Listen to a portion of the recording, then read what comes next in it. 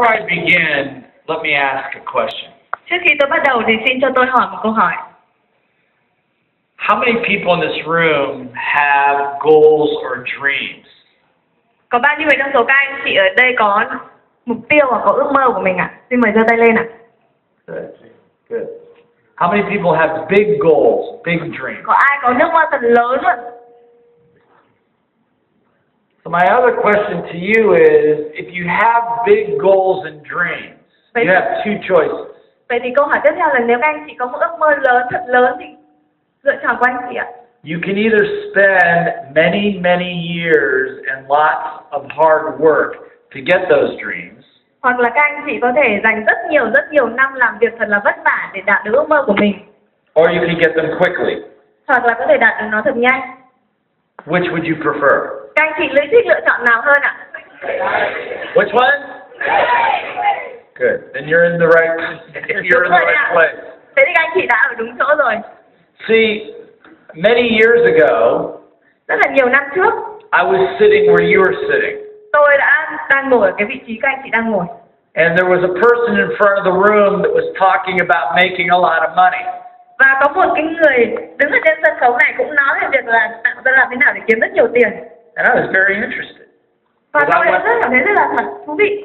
Because I wanted to make a lot of money. Bởi vì tôi rất là muốn kiếm được nhiều tiền. But I didn't have any money, so I didn't have enough money to go to the program to learn about making money. Nhưng mà tôi đã không có nhiều tiền lúc đấy, cho nên là tôi đã không có nhiều tiền để mà làm để tạo ra những cái chương trình kiếm được nhiều tiền cho tôi. How many understand the problem? Có bao nhiêu các anh chị hiểu được vấn đề này ạ? And I said to myself in the room, I looked around the room and I said, tôi nhìn xung quanh phòng và tôi tự nói với mình. These are all really nice people. Tất cả đây đều là những cái người rất là tuyệt vời. But I don't want to be like all the rest of these people. Nhưng mà tôi không muốn giống như những người còn lại. I think that I can do better. Tôi nghĩ là tôi có thể làm tốt hơn. I think that I have more energy. Tôi nghĩ là tôi có nhiều năng lượng hơn. I think I have bigger dreams. Tôi nghĩ tôi có cái ước mơ lớn hơn. And I made a decision. Và tôi đã ra một quyết định. That I would do whatever it takes. Là tôi sẽ sẵn sàng làm tất cả mọi thứ. To get my dreams. Để có được giấc mơ của mình.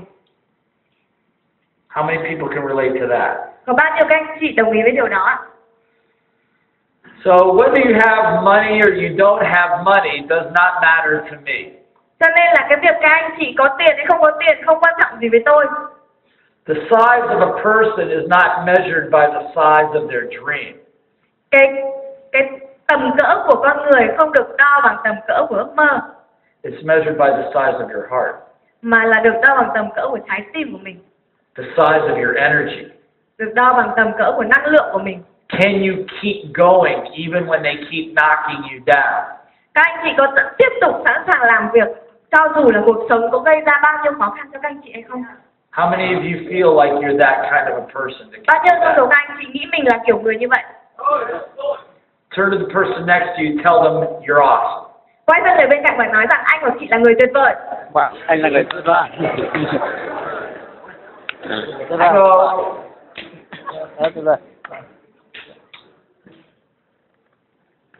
I really want to thank you all for being here tonight. Tôi thực sự rất là muốn cảm ơn tất cả các anh chị vì đã có mặt ở đây ngày hôm nay. How many of you could be someplace else right now? Bao nhiêu người trong số các anh chị có thể đã ở một cái nơi nào khác? Không phải ở đây ạ? Bao nhiêu trong số anh chị có thể đã ở một chỗ khác? How many of you have friends or people that said they might come but they did not show up? Có bao nhiêu người trong số các anh chị có bạn nói rằng là có thể tôi sẽ đến đây nhưng cuối cùng là họ cũng không đến? So there's a big difference between you and them. Và các anh chị có thể thấy đây là một cái sự khác biệt lớn giữa các anh chị và những người như đó. See, it's not what people say. Không phải là cái mà người ta nói. It's what you do. Mà là cái mà mình làm. That makes the difference. Yes? Tạo nên sự khác biệt, đúng không ạ? Yes. Phải tay cho tăng chặt một tay thật lớn thôi đi ạ.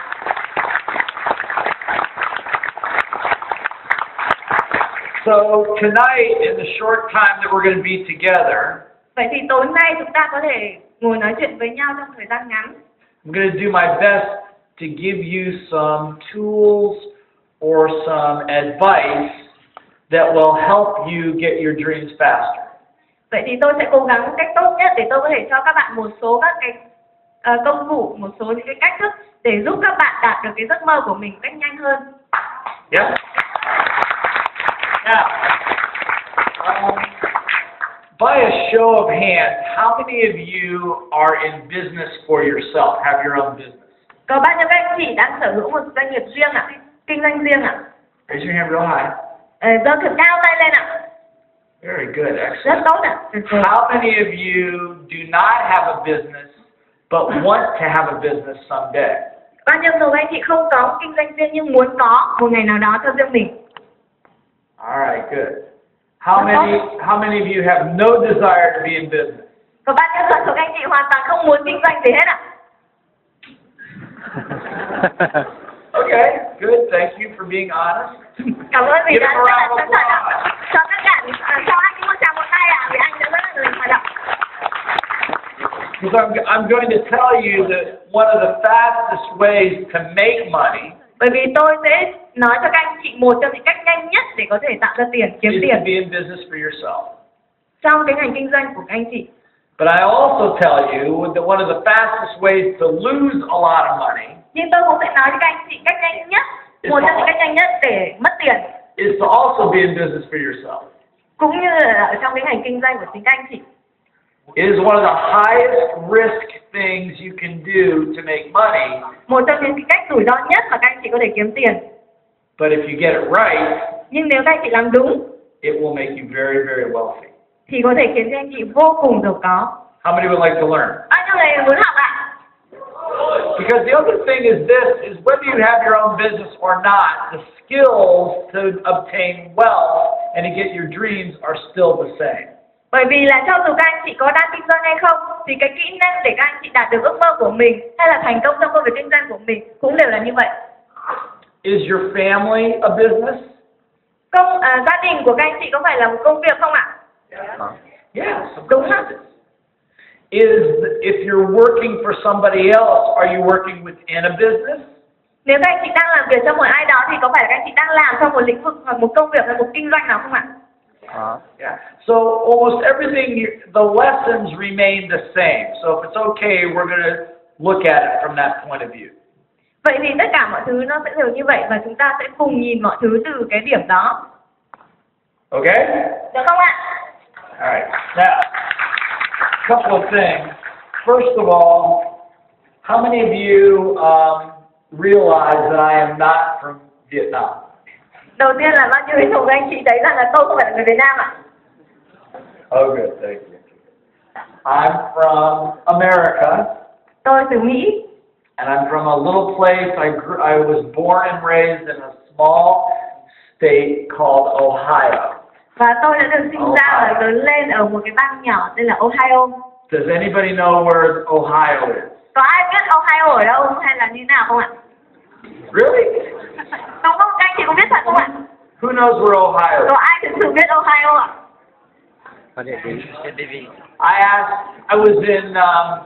I was in Texas a couple months ago, Tôi đã ở Texas khoảng một vài tháng trước and I asked the same question, và tôi hỏi câu hỏi như vậy and nobody raised their hand. và không ai giơ tay hết. So thank you for that. The reason I mention that is that, like many of you, I went to a public school system. Lý do tại sao tôi lại nói về điều đó bởi vì cũng giống như tất cả các anh chị ở đây là tôi đã từng học ở các trường công. How many of you went to school? Bao nhiêu các anh chị đã đi học ạ? Dạ rồi. Okay. And I did not do great in school. Và tôi đã không học tốt ở trường. I did not do badly in school. Tôi không học tệ. I was right in the middle. Nhưng mà tôi chỉ trung bình thôi. But I found school to be very, very, very, very boring. Và nhưng mà tôi đến trường học là thực rất chán ạ. How many can relate to what I'm Có talking bao nhiêu anh chị đồng ý ạ? As a matter of fact, when I got out of university, I realized that when I went out on my own for the first time, is that school had not prepared me for almost anything. Và cái thời điểm thực tế là đến khi mà tôi tốt nghiệp trường đại học ấy ạ, thì tôi nhận ra rằng là tất cả những gì tôi đã học ở trường học ấy đều chẳng giúp gì cho tôi, đều không chuẩn bị được cho tôi để đối phó với tất cả những thứ mà xảy ra trong cuộc đời. It did not teach me how to make money. Không dạy cho tôi cách kiếm tiền. They did not teach me how to get a job. Không dạy cho tôi cách làm thế nào để xin They được did công not việc. teach me how to start a business. Hay là bắt đầu một công việc kinh doanh. Did not teach me how to have a relationship. Hay là có được một mối quan hệ. I mean, I spent a lot of time practicing Tôi đã dành rất nhiều thời gian để luyện tập the relationships. trong cái việc là xây dựng các mối quan hệ. You know what I mean? But I didn't. But I was unprepared. Nhưng mà tôi đã không được chuẩn bị. And I left Ohio after I graduated and moved as far away from Ohio as I could get to a place called Hawaii. Và tôi sau khi tốt nghiệp tôi rời khỏi Ohio và đến một nơi thật xa, đó chính là Hawaii. How many know where that is? Hawaii ạ? Ai trong số các anh chị biết Hawaii ạ? Hawaii. Yeah. Hawaii ạ? Yeah. How many would like to go there? Bao nhiêu người trong số anh chị muốn đến Hawaii ạ?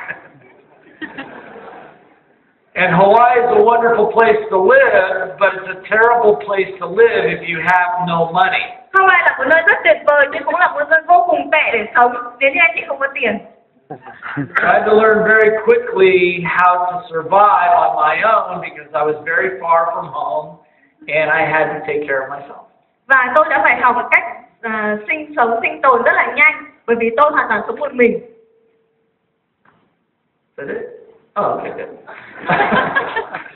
So I got a job. I had lots of different jobs, and finally got a job in sales. Tôi đã làm rất là nhiều công việc và cuối cùng thì tôi có làm được một công việc ở trong việc kinh doanh bán hàng. And I almost got fired from my first sales position. Và tôi gần như là đã bị sa thải trong cái công việc bán hàng. I'm not going to go through that whole story right now. Tôi sẽ không kể hết tất cả mọi chi tiết về câu chuyện đó. Those of you that are with me this weekend in Ho Chi Minh City will learn more about that. Những ai mà học với tôi cuối tuần này trong thành phố Hồ Chí Minh thì sẽ được biết nhiều hơn. But it suffices to say is that I learned some very, very powerful lessons. Nhưng mà cái điều quan trọng là tôi đã học được một cái bài học vô cùng lớn. First of all, how many of you noticed that almost all of how many of you noticed that I and all of my students up here ask lots of questions? Điều đầu tiên là có ai trong số các anh chị nhận thấy rằng là cả tôi và tất cả các học sinh của tôi đã từng đứng ở đây hỏi các anh chị rất nhiều câu hỏi ạ? Good. Rất tốt. How many people noticed they make you raise your hand? Có bao nhiêu các anh chị nhận thấy rằng là chúng tôi đã làm cho các anh chị giơ tay lên ạ? Raise it again. Giơ lại lên đây ạ. Now, do you know why we do that? Các anh chị có biết là tại sao tôi làm như thế không ạ? Huh? Yeah, some of you do. Có một vài các anh chị có thể biết rồi. Nhu cầu.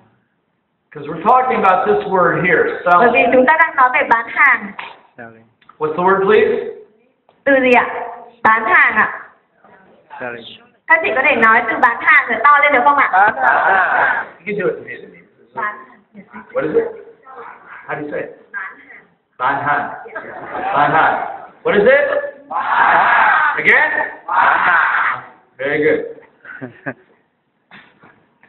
Selling.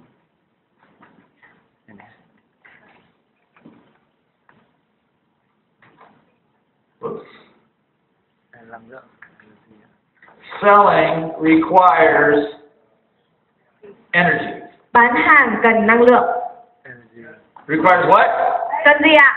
Năng lượng. How's that? Năng lượng. Energy. Năng lượng. Ooh, I can't say that one. I was like, Năng lượng. năng lượng. What is it? Năng lượng. Very good. Awesome. So the reason I have you ask questions is because it keeps the energy up. Và lý do mà tại sao chúng tôi phải hỏi rất nhiều câu hỏi là bởi vì nó giúp cho năng lượng cao. And two people come together in a selling situation, the person with the most energy wins. Và nếu như hai người bán hàng ở trong cùng một tình huống thì cái người nào có năng lượng cao hơn người đó sẽ bán được hàng. Do any of you have children? Ai trong số các anh chị đã có con ạ? Oh, good. So if their energy is higher than yours, who wins? Vậy thì nếu như con cái của anh chị mà có năng lượng nhiều hơn các anh chị thì ai là người thắng ở đây ạ? Right? Đúng không ạ? And if you don't have that experience, I'll loan you my 12-year-old and my 19-year-old sons. They will wear you out. Nếu mà các anh chị mà chưa có con thì tôi có thể nói các anh chị là tôi đã có một con 19 tuổi, con 12 tuổi và chúng nó cực kỳ nhiều năng lượng luôn ạ. But what I learned was that there were a lot of things that I learned in school, a lot of things I learned in life. Có rất là nhiều thứ mà tôi học ở trong trường học cũng như là nhiều thứ tôi đã học trong cuộc đời. But one thing that I learned, the most important skill, if you want to start a business, Nhưng mà cái kỹ năng quan trọng nhất cho các anh chị nếu như các anh chị muốn kinh doanh, the most important skill you have got to master if you want to have, if you want to make money. và nó cũng có thể là cái kỹ năng quan trọng nhất mà các anh chị cần phải học nếu các anh chị muốn kiếm tiền. The most important skill you need if you want to have a great Cái kỹ relationship. năng quan trọng nhất mà các anh chị cần phải học được để có được một mối quan hệ tốt. The most important skill that you want to have if you want to achieve your dreams. Kỹ năng quan trọng nhất mà các anh chị cần phải học để đạt được ước mơ của mình. Whatever it is that you want requires one basic business life skill. Vậy thì dù là bất kỳ một điều gì mà các anh chị mong muốn trong cuộc đời cũng đều yêu cầu một điều rất quan trọng. And it's the ability to sell. Đấy chính là khả năng bán hàng. Because sales equals income. Bởi vì bán hàng bằng với thu nhập. Sales equals what? Bán hàng bằng với gì ạ? Thu nhập. Thu nhập. Thu nhập. Thu nhập. Sales equals what? Very good, thank you. So, don't expect me to remember those because I'm not going to Các anh remember. chị đừng mong là tôi sẽ nhớ những từ tiếng Việt vừa rồi nhé. Okay? But sales equals income. Vậy thì bán hàng tương đồng với thu nhập. But income is not just money. Nhưng mà thu nhập thì không đơn giản chỉ là tiền. How many of you are married? Bao nhiêu người trong số các chị đã kết hôn ạ? Do you have to sell? Các anh chị có phải bán hàng không ạ? Có. Every day. Hàng ngày luôn ạ. Yes? How many of you are single, not married? Bao nhiêu các anh chị vẫn còn là độc thân ạ? Come on, raise your Rất cao lên ạ. hand. Time to market yourself. Bây giờ là lúc các anh chị tự bán mình đấy ạ. Okay? Do you have to sell? Các anh chị ơi bán hàng không ạ? Yeah, you have to sell. Otherwise, you spend lots of lonely nights home alone. Các anh chị phải biết bán hàng, biết bán mình, nếu không là các anh chị sẽ có rất nhiều đêm là cô đơn ở nhà, đó là FA ạ. Right? Yeah. Okay? Now, the other thing is, I asked the first question I asked is, do you have dreams? How many have dreams? Các anh chị có nhớ câu đầu tiên là các anh chị có giấc mơ không ạ? Bao nhiêu trong số các anh chị có giấc mơ ạ? But how many of you realize though you will never get your dreams unless you have the support of other people? Nhưng bao nhiêu người trong số các anh chị nhận ra rằng là các anh chị sẽ không thể có giấc mơ của mình nếu như không có sự hỗ trợ của người khác? Đâu. And the only way they're going to support them is if you can sell them on your dream or what's in it for them. Và cách duy nhất để các anh chị có được sự hỗ trợ của họ là các anh chị phải bán hàng để cho họ thấy, để các anh chị có thể có được sự hỗ trợ gọi cho giấc mơ của mình. Understand? Các anh chị hiểu không ạ? Rồi. And so maybe you want to take a look at the word differently. Cho nên là các anh chị có thể nhìn nhận cái từ bán hàng cách khác. Is selling is communicating. Bán hàng là giao tiếp. Selling is finding out what other people want and helping them find it. Bán hàng là giúp cho người khác nhận ra cái điều mà họ mong muốn và giúp họ có được cái điều họ muốn. Does this make sense? Điều đó có đúng không ạ? Đâu. By the way, what is the most difficult sale of all to make? Vậy thì cái điều gì là điều khó nhất trong bán hàng ạ? Tìm ra nhu cầu khách hàng. What are they saying? Persuading? Maybe. What's the most difficult sale of all? Who can tell me? Cái điều khó nhất ạ là gì ạ? Yes, right. To yourself. How many of you have ever argued with yourself over a good idea, about a good idea? Có bao nhiêu người trong số các anh chị vẫn luôn tự tranh cãi với bản thân mình về một cái ý tưởng tốt nào đó ạ? How many of you would like to be in have better health? Bao nhiêu người trong số các anh chị mong muốn có một sức khỏe tốt hơn?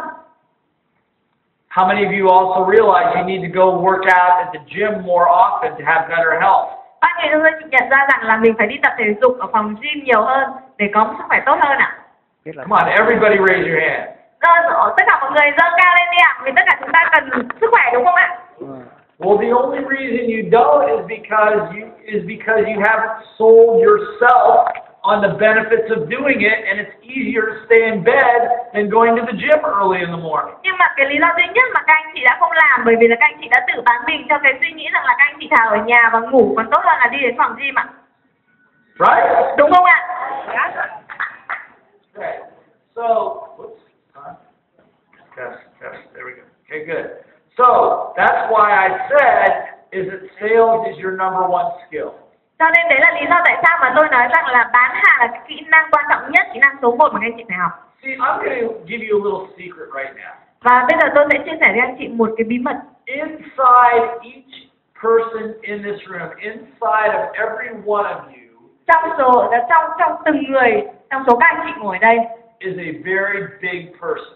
là một con người thực sự rất lớn, A very rich person. một con người rất giàu, A great entrepreneur. một doanh nhân vô cùng vĩ đại. It's in there. Đều đã ở sẵn trong con người của các anh chị rồi. But some of you may never find it. Nhưng mà có thể một vài người trong số các anh chị sẽ không bao giờ có thể tìm được con người đó. You will wander around and make mistakes and try lots of things, but you may never find it. Các anh chị có thể đi lang thang thử hết cái nọ đến cái kia rồi phạm sai lầm rồi học, nhưng có thể các anh chị sẽ không bao giờ tìm được con người vĩ đại đó. The reason I know is because that was me. Lý do tại sao tôi biết là vì tôi đã từng như thế.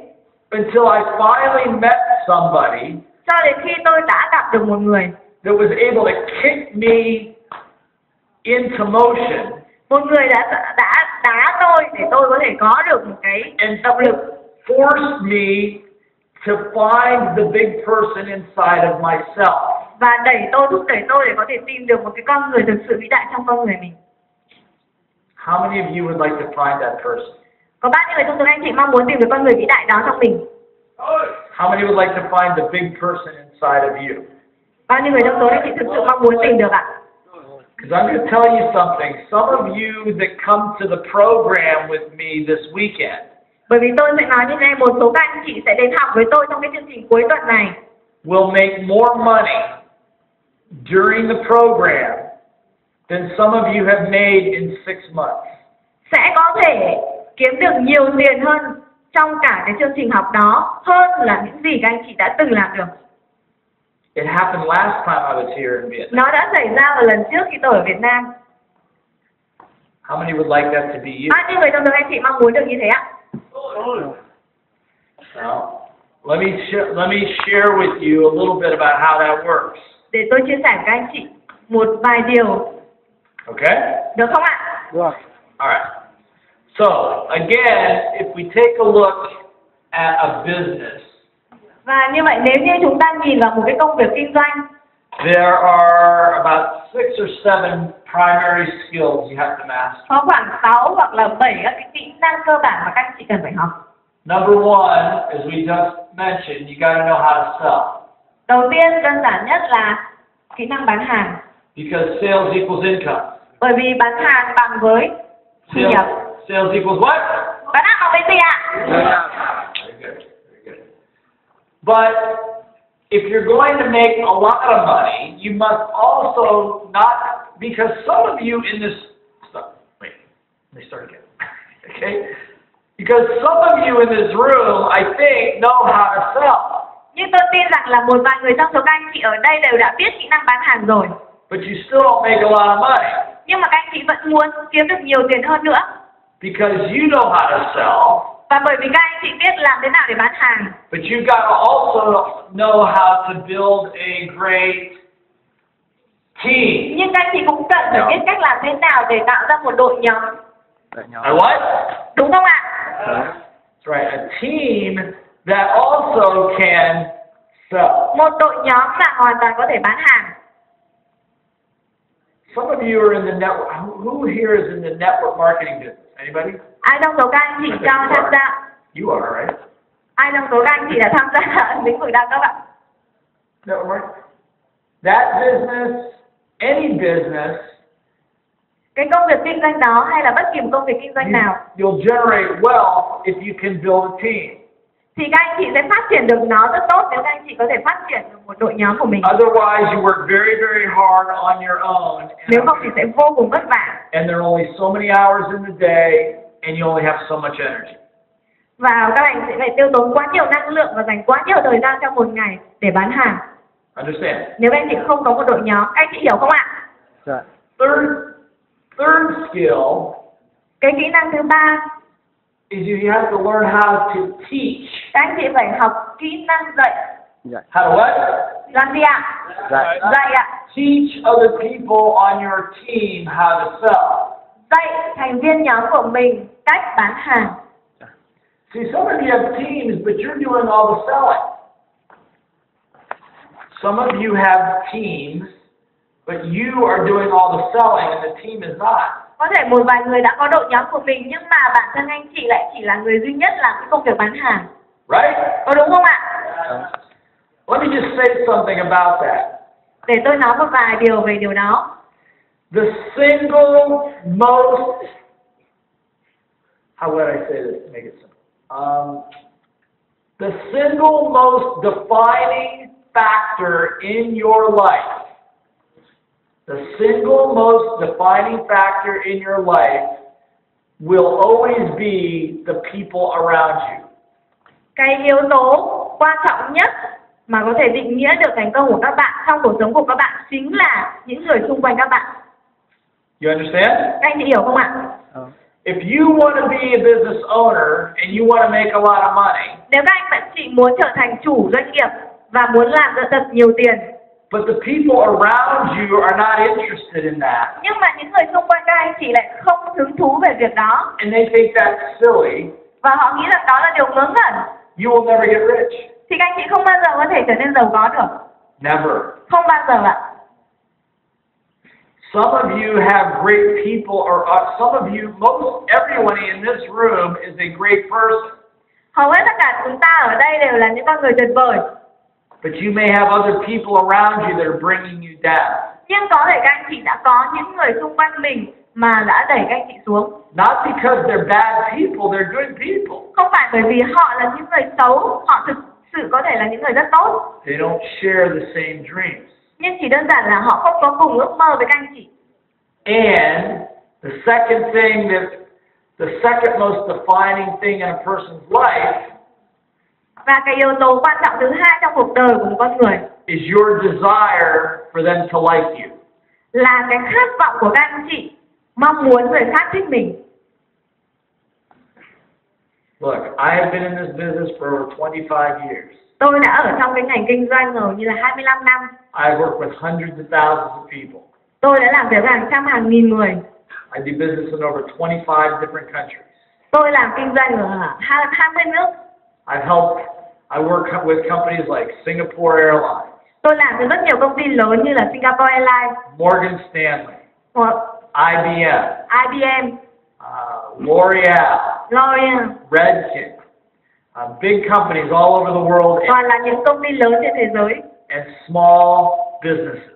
Và thậm chí kể cả những công ty nhỏ. And like I said on that video, Và như là tôi đã nói trên the cái video, thing that stops most people is your concern or your worry about what other people think about you. cái yếu tố mà ngăn cản các anh chị thực sự đó là điều mà các anh chị lo lắng người khác nghĩ gì về mình.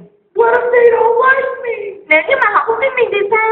What if they think I'm stupid? Nếu mà họ nghĩ mình ngớ ngẩn thì sao? I'm gonna look foolish. Tôi có thể trông thật là ngớ ngẩn, ngốc nghếch. That's why people can't sell. Đấy là lý do tại sao. Everybody understand, yes? Mọi người có hiểu không ạ? Yes. So how many of you would like to learn how to get rid of all of that so that you can have your dreams, yes? Như vậy cho tôi các chị mong muốn học hỏi cách làm thế nào để loại bỏ những cái suy nghĩ tiêu cực như thế để chúng ta có thể đạt được ước mơ của mình ạ. Good. The other thing a business requires good systems. Và một cái yếu tố khác nữa là vì các anh chị cần phải có một hệ thống kinh doanh tốt. By the way, we're going to